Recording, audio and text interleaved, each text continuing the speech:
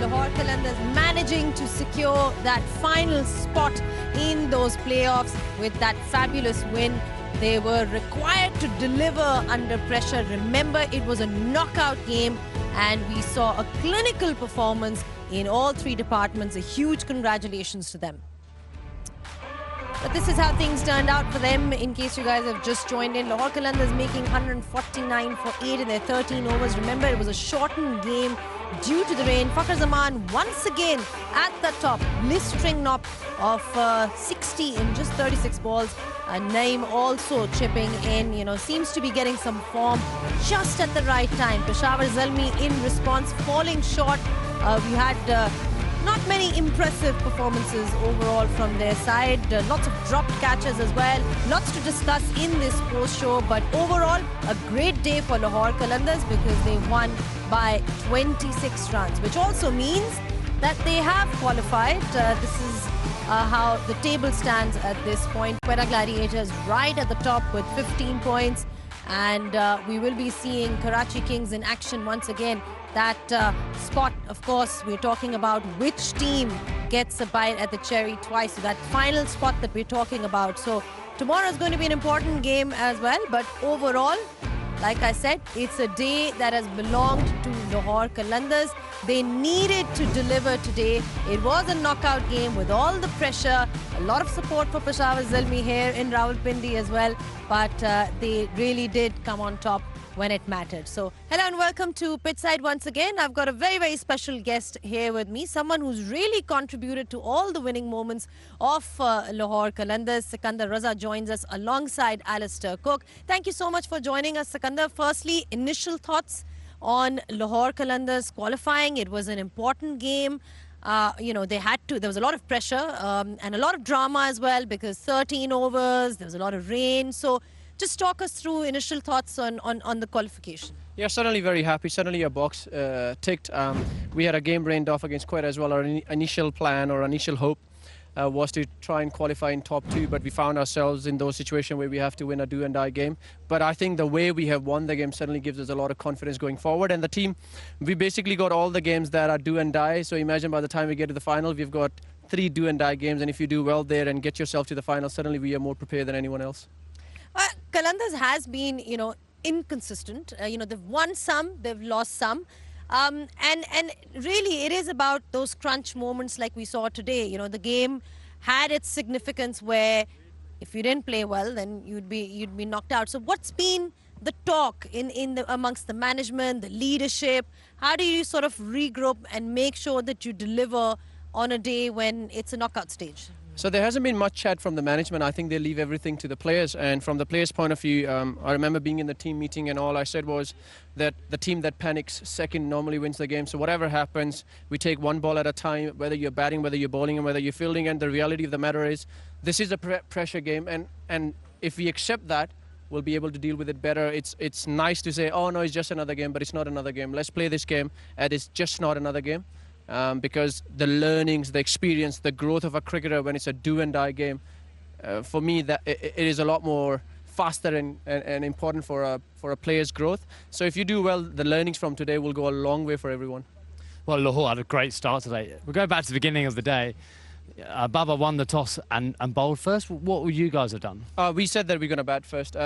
So what we found was that the wicket was slightly on the slower and lower side when we watched the day game, but we understood that the sun is out, so it could have been that. But when the rain came, we said to ourselves, if there's any chance for a ball to come onto the bat a bit better, it will be certainly in the first inning. So our plan was to, had we won the toss, our plan was to bat first. Well, we've also got to talk about Fakhr Zaman because he's been instrumental in bringing Lahore to this point. And, in the last few HBL PSL seasons as well, he's been somebody who's really delivered at the top and set the momentum. How important is his role? How integral is he to this Qalandars franchise? Qalandars would not be where we are without Fakhr Zaman. And if I have to sum it up, I think that is how I see it. Fakhr Bhai is an integral part of this team, is the heart of this team, is one of the first few pillars that this Qalandars set up, achieving success and all that. So if I have to sum it up, Zainab, all I would say this Qalandar family would not be where we are without Fakhr Zaman, and not just as a cricketer but as a human being as well.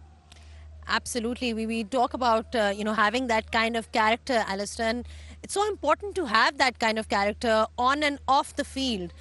Because when you talk about Fakhar Zaman, he's got that impact.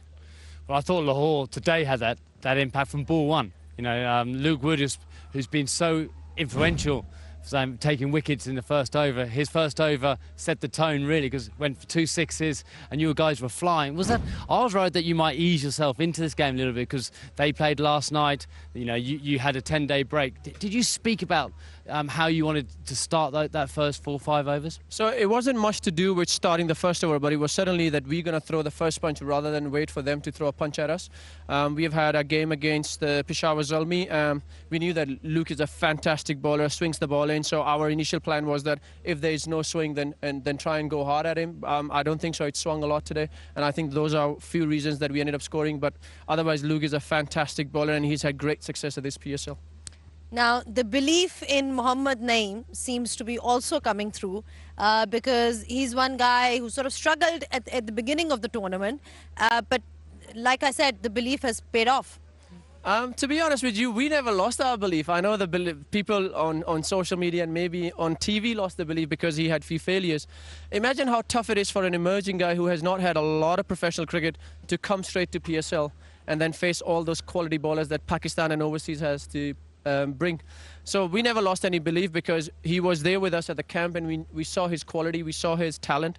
We never lost any ability, and now all those people who were questioning him are basically saying their praises. So for me personally, I was never in doubt. As a Qalandar family, we were never in doubt. And to be honest with you, just to see his success, he's a fantastic human being, a quality cricketer, a hard-working cricketer, put his heart on the sleeve for his team.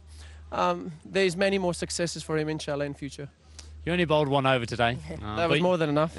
But you got the crucial wicket. Now, actually, when you got Babar out, you bowled a real low arm. Was that a deliberate ploy, or did you just feel as if he was going to go at you and you thought that you might be able to slide under his pad? Yeah, so when I was batting with Fakhar, and Fakhar was getting a little bit frustrated, and he said, I'm the set batter, but I'm struggling to hit. And my first answer to him was, Fakhar, is not you. I think with an old ball, the ball is actually skidding low, so it's really hard to time. And by the time I came on to bowl, that sort of message was in my head that it's going to be very hard for a low skidding ball to go over fielder's head. So had he not got out to that ball in my head, because I bowled a knuckle at the first one and the quicker one, the second one, I was going to bowl 3 more of those because that was my reading of the wicket, and I thought it gives me the best chance to either close the over out or get a wicket. That's what I was going to ask you. Like, if that hadn't worked then, because it's a game of small margins. He got caught on the boundary or he hit it 5 yards, probably where he wanted it to go for 6. Would you have carried on? You said you would have carried on. I would have carried on. Unless he's hit one convincingly, for me to change something, if somebody has hit a shot and he spliced it and landed in the gap or is just cross rope and there was a half a chance, I'm going to back that ball again. But the reason I was going to back that ball was because the wicket was slow and skidding low. So that is why some were holding the surface and stuff. But for me, the biggest thing was that if I bowl a low arm ball, it's going to go lower and it's going to be hard to get under that ball. Now, you've got all the experience in the world. You've been playing, obviously, cricket. And one of the things about franchise cricket is the kind of experience and knowledge that you can impart to some of the youngsters. So somebody like Mohammad Naeem, have you had a chance to have some conversations with him or just, help him along the way in his journey? I think all of us help one another. I mean, I need some help as well at times. I always rely on Fakhar. I always rely on the senior guys. I always speak to Shaheen. Sometimes when I have studied the wicket and I think this might work, and I'll speak to Fakhar and says, what are the strengths of this batter? While I have watched his videos, but what do you think? Because it's one thing to watch a video, but it's another thing to play with or against somebody. So even I need help. With Naeem, all I try and make sure that he's relaxed and he follows what he does at the nets, rather than get caught in the show that we put on. Try and keep yourself calm, keep your thoughts clean. Just think about what you've done at the nets and try and back that process rather than let the stage dictate what you need to do. Dictate the stage.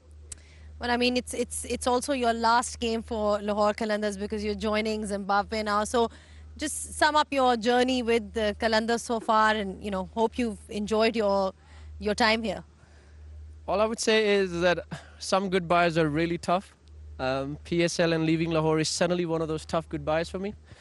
But I take immense honor, and it's a huge honor for me to represent Zimbabwe at any given stage.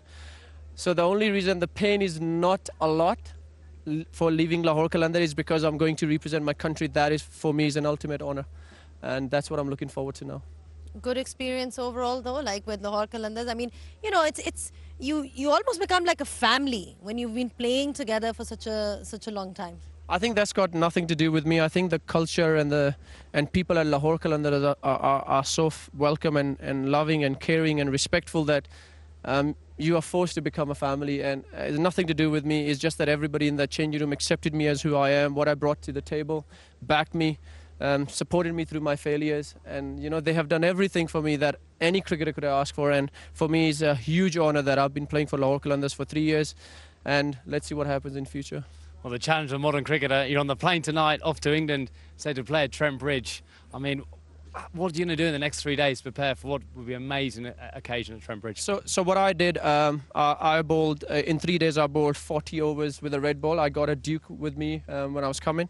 So I got a couple of Duke balls with me. So after my Lahore Qalandars T20 training, I went into the nets and I've bowled 40 odd overs in 3 days. So it is what it is. All I have to do, I've had one batting session that I batted for 30 minutes with a red ball when we got ourselves to the ground when the sunlight was still out. I didn't want to practice red ball under lights. So what I've got to do is I land tomorrow, and then I've got 2 days of training, try and put my heart and soul for my country and prepare as best as I can. I know it's not ideal, but unfortunately the situation we found ourselves weren't ideal as well. So you make the best what you find yourself in.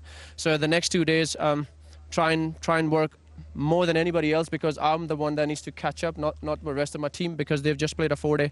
So try and put everything that I have in those training sessions and be as best prepared as I can be. Well, Sikandar, we know that you wear your heart on your sleeve and you're extremely passionate about cricket in general. But thank you so much for your time. All the best for the Test match, and yeah, hope to see you again next year in the HBL PSL. And that was Sikandar Raza there for you. Alistair, you can stay here because we need you to talk us through exactly what happened in this game. So yeah, we'll take a short break, a little bit of a breather, and catch you guys on the other side.